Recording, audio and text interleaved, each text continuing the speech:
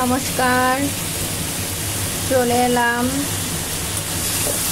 অংশ daily blog video নিয়ে। আজকে আপনাদের সামনে শেয়ার করতে যাচ্ছি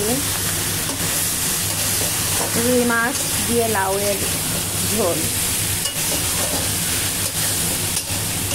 পেঁয়াজ ছাড়া রুই মাছ দিয়ে লাউ দিয়ে রান্না করলে আসলেই অনেক চমৎকার লাগে।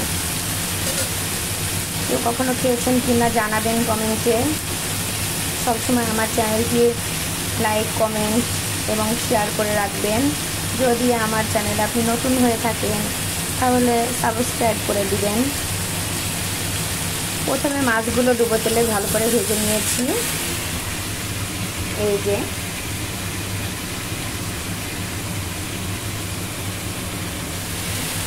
তারপরে দিয়ে দিয়েছি জিরা ফোড়ন, তারপরে লাউগুলো দিয়ে হলুদ, লবণ, মরিচ দিয়ে ভালো করে কষিয়ে নেব। এরপরে একটু অ্যাড করে দিব ধনিয়া গুঁড়ো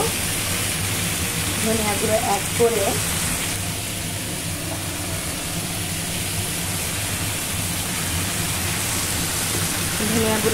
করে তারপরে কষানো হয়ে গেলে দিয়ে দিব একটু গরম জল